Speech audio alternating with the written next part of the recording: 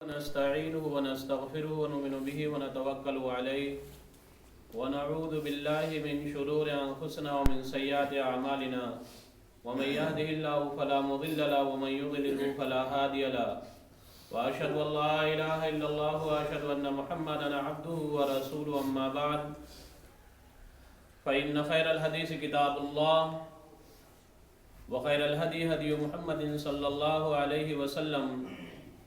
وشر الأمور محدثاتها وكل محدثة بدعة وكل بدعة ضلالة وكل ضلالة في النار. أعوذ بالله من الشيطان الرجيم. بسم الله الرحمن الرحيم. واعبدوا الله واركعوا واسجدوا وافعلوا الخير لعلكم تفلحون. وقال النبي صلى الله عليه وسلم لا تزول قدم عبد حتى يسأل عن خمس: عن عمره فيما أفناه وعن شبابه فيما أبلاه وعن ماله من أين اكتسبه وفيما أنفقه. اللہ رب العالمین کی حمد و ثنا، اس کی ستائش، کبریائی، بڑائی و بزرگی کے بعد درود و سلام نازل ہو اس ذات گرامی پہ جو ساری دنیا کے لیے رہبر و رہنما بنا کے بھیجے گئے، جن کا نام نامی اس میں گرامی احمد مجتبیٰ محمد مصطفیٰ صلی اللہ علیہ وسلم ہے۔ سامعین کرام، 2 دن پہلے پروگرام میں آپ کو کچھ خدمت خلق اور سوشل ورک کے تعلق سے بتایا گیا تھا، اس کا بقایا حصہ لے کر کے آپ کے پاس حاضر ہوا ہوں۔ اللہ رب العالمین نے دنیا کے اندر انسان کو اس لیے پیدا کیا ہے اور ہمیں اس لیے بھیجا ہے تاکہ ہم اپنی صلاحیت، اپنے ہنر، اپنی کوشش کا مظاہرہ پیش کریں، اس کی عبادت اور اس کی بندگی کے ساتھ ساتھ۔ اور آپ یہ بھی اپنے ذہن میں لے کے چلیں کہ انسانیت کا یا اپنے سے نیچے کا یا اپنے سے ماتحت کی خدمت کرنا، ان کی دلجوئی کرنا، ان کو اچھا مشورہ دینا، یہ بھی عبادت کے زمرے میں آتا ہے۔ عبادت کی بہت ساری قسمیں ہیں، ان میں سے ایک یہ بھی ہے۔ اور صحابی رسول سے اللہ کے رسول صلی اللہ علیہ وسلم نے کہا ہی تھا کہ اگر تمہارے پاس کچھ بھی نہ ہو تو فَبِكَلِمَةٍ طَيِّبَةٍ، انسان کو اچھی باتوں سے اس کا دل جیت لو، اس کے دل کو خوش کر دو، اس کے چہرے پہ خوشی کا مسکان آ جائے، تو یہ بھی اللہ کے رسول نے فرمایا صدقہ، فَبِكَلِمَةٍ طَيِّبَةٍ، صدقہ کہا کہ اچھی بات کو پہنچانا بھی۔ آپ کے پاس کچھ نہیں ہے، صحابہ رسول نے کہا کہ اللہ کے رسول میرے پاس کچھ نہیں، تو کہا کہ تمہارے پاس ایک کھجور کا ٹکڑا بھی نہیں ہے دینے کے لیے، ایک کھجور کا ٹکڑا بھی نہیں ہے دینے کے لیے، تو کہا وہ بھی نہیں میرے پاس، تو کہا فَبِكَلِمَةٍ طَيِّبَةٍ، تم اچھی باتیں لوگوں تک پہنچاؤ، اچھی باتیں لوگوں سے کرو۔ کہا یہ بھی صدقے کا ہے، اور صدقہ عبادت ہے، عبادت کے اہم حصوں میں سے ایک حصہ ہے۔ اور صدقے کے بارے میں آپ نے سنا ہی ہوگا کہ صدقہ اللہ کے غضب کو، اس کے غصے کو، اور جو آنے والی مصیبتیں ہوتی ہیں ہمارے اوپر، ان مصیبتوں سے صدقہ فائٹ کرتی ہے۔ جو آنے والی مصیبتیں اللہ کے غضب، اس کے غصے کو بھی ٹھنڈا کرتا ہے صدقہ، اور جو مصیبت آنے والی ہوتی ہے اس سے فائٹ کرتا ہے۔ ہمیں آپ کو نہیں پتا ہے کہ ہماری تقدیر میں کیا ہے، ہمارے حصے میں کل کیا لکھا ہوا، یا آج ہونے والے 2-4 منٹ یا 2-4 گھنٹے میں کیا لکھا ہے میرے مولا نے۔ لیکن صدقات و خیرات سے وہ جو مصیبتیں آتی ہیں اس سے فائٹ کرتی ہے، وہ تقدیر کا مسئلہ ہے۔ اس کے بعد پھر انسان کو مکلف کیا اللہ رب العالمین نے کہ کوئی انسان کبھی یہ نہ سوچے، ایک انسان یہ سوچ بیٹھتا ہے کہ یہ دولت اللہ نے اسے نوازی ہے، بہت اپنے دولت سے کام کر رہا ہے۔ ایک انسان یہ سوچ بیٹھتا ہے کہ اس کے پاس صلاحیتیں ہیں، اپنی صلاحیت کا خرچ کر رہا ہے، اپنی نالج خرچ کر رہا ہے لوگوں کے اوپر۔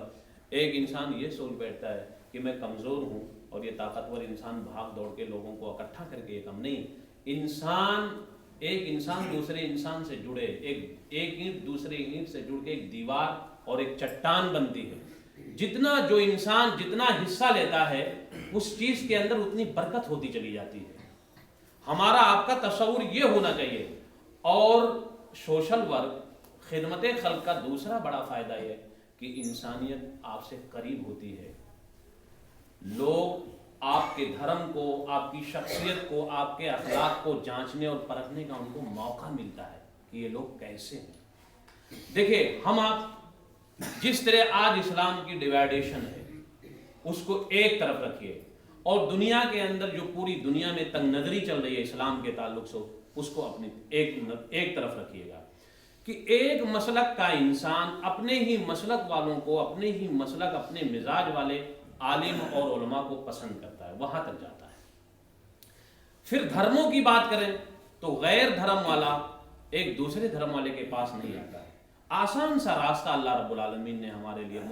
متعین کیا ہے کہ سب کو کیسے ایک طرف لے آؤ۔ آپ کوئی ایسا کام کریں گے جس سے سارے لوگ آئیں گے جن کی ضرورتیں دنیاوی ہیں، وہ یہ نہیں دیکھیں گے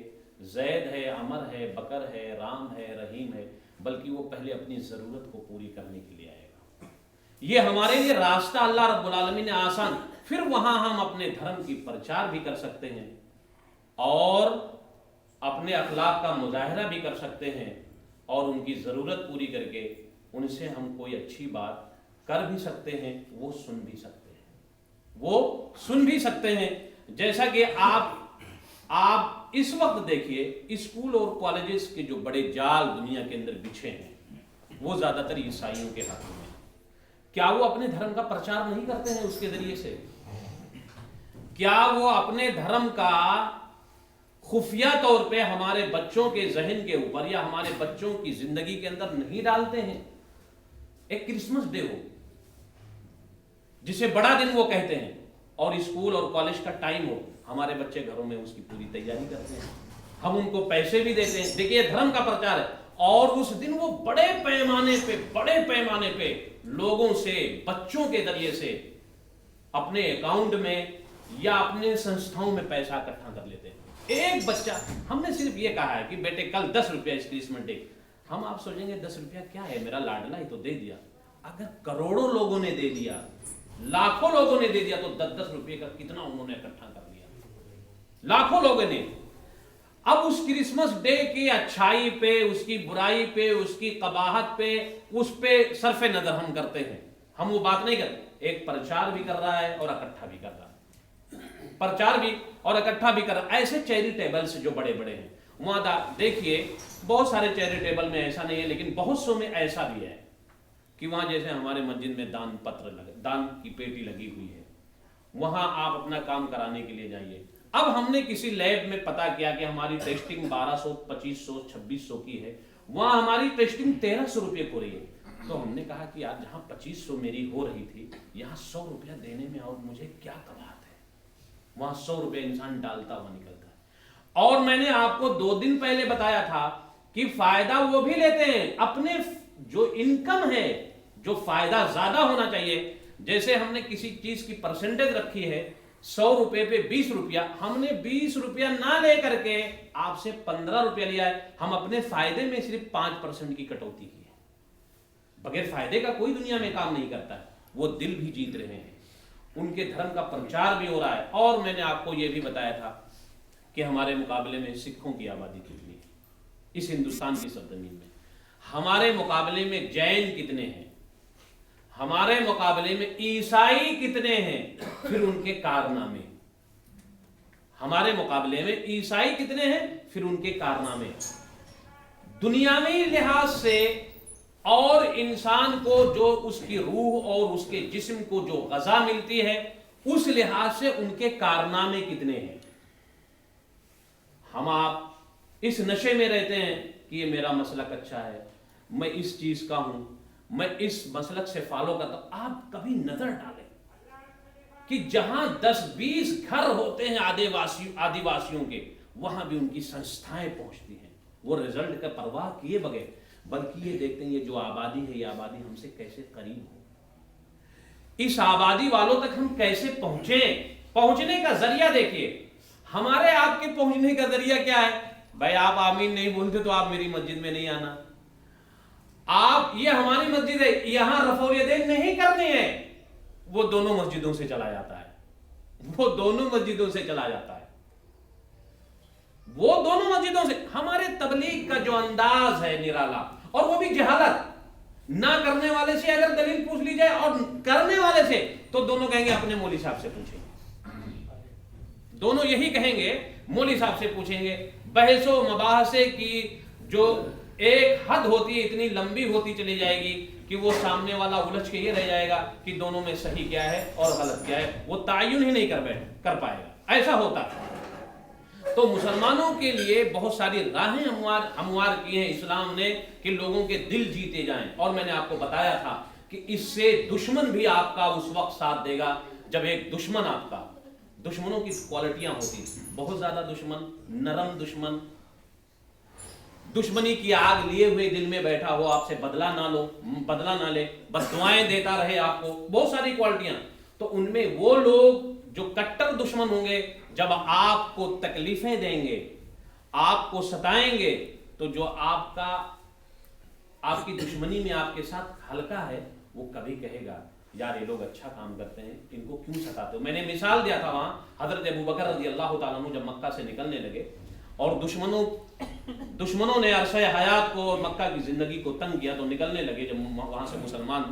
اور اس ملک کو چھوڑ کے دوسرے ملک جانے لگے، ایک شہر سے دوسرے شہر جانے لگے،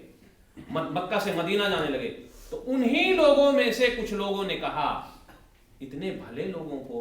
اتنے بھلے مانس لوگوں کو، اتنے اچھے لوگوں کو اس بستی سے نکال رہے ہو،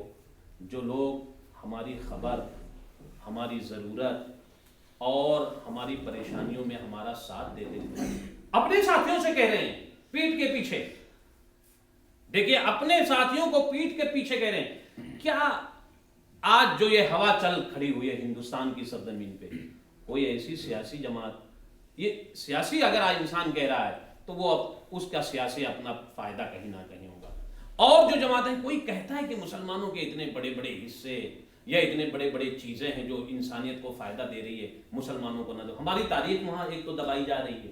ہم تاریخ سے بھی دور ہو گئے۔ دوسری بات، ہمارے کوئی ایسے بہت بڑے پلیٹ فارم نہیں ہیں جہاں سے ہمارا پرچار ہو رہا ہو، ہمارے چہرے کا، ہمارا چہرہ دکھایا جا رہا ہو کہ یہ لوگ بہت فائدہ دے رہے ہیں، بہت فائدہ دے رہے ہیں۔ حالانکہ میں آپ کو بتاؤں یہ تلخ حقیقت نہیں، ہمارے پاس پیسوں کی کمی نہیں اور دینے والوں کی کمی نہیں، کرنے والوں کی کمی نہیں۔ میں یہ نہیں کہتا ہوں کہ مسجدوں میں سنگ مرمر نہ لگے، لیکن مسجدوں کے ساتھ ساتھ یہ بھی دینی کام ہے کہ جس مسجد کے اندر ایک سنگ مرمر لگ گیا اس کو توڑ کے ہم دوبارہ لوگوں سے چندہ حاصل کریں کہ یہاں لگے گے۔ مسجدوں کی شان و شوکت سنگ مرمر اس کی خوبصورتی سے نہیں ہوتی ہے، مسجدوں کی شان و شوکت جو ہوتی ہے اس کے مصلیوں، اس کے عبادت گزاروں سے ہوتی ہے، اس کے عبادت گزاروں سے ہوتی ہے۔ دین کا کام یہ بھی مسجد بنانا اور مسجد کو مزین کرنا، لیکن اس سے بڑی بات یہ بھی ہے کہ انسانیت کو کیسے قریب کیا جائے۔ آج ہماری مسجدیں لے جا کر کے صرف عبادت تک محدود ہو گئی۔ ہم نے اس دن بتایا تھا کہ مسجد نبوی کا جو کردار تھا، پہلی مسجد نبوی جو بنی دنیا کے اندر، جو اللہ کے رسول گئے مکہ سے مدینہ گئے، پہلی مسجد نبوی بنی، اسی مسجد نبوی میں زخمیوں کی مرہم پٹی کی جاتی تھی۔ آپ تاریخ پڑھیں، اسی مسجد نبوی کو جیل قید خانہ بنا رکھا تھا۔ سمامہ بن وصال رضی اللہ تعالیٰ عنہ ابھی ایمان لے رہے، ان کو کھمبے سے ایک کھجور کا تنا تھا، اس میں آپ کو باندھ دیا گیا تھا۔ اسی مسجد نبوی میں آپ نے کورٹ اور کچہری سے کا کام لیا ہے، فاطمہ مخزومیہ کا فیصلہ ہوا ہے۔ اسی مسجد نبوی کے اندر ٹرینڈ کیا ہے قوموں کے لیے جن کو ہم حبشی کہتے ہیں، اور اما عائشہ آپ کے کندھے پہ اپنے حجرے سے ذرا سا پردہ ہٹا کے دیکھتی رہتی تھی کہ یہ لوگ تیر اندازی، لاٹھی چلانا، تیروں کا چلانا، تلواروں کا چلانا کیسے کرتے ہیں، وہ دیکھتی رہتی تھی۔ حجرہ اللہ کے رسول صلی اللہ علیہ وسلم کا سٹا ہوا تھا مسجد نبوی سے، تو پردہ ذرا ہٹا کے اللہ کے رسول کے کندھے پہ رکھ کے دیکھتی تھی۔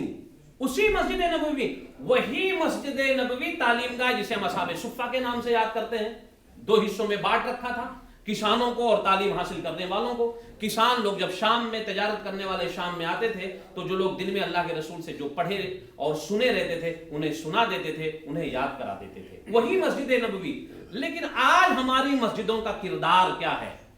آج اسی مسجد نبوی میں دائی ٹرین کیے جا رہے ہیں، گورنر کی تعین ہو رہی ہے، وہ اسی مسجد نبوی کے اندر۔ لیکن آج ہماری مسجدوں کا، اسی مسجد نبوی میں اللہ کے رسول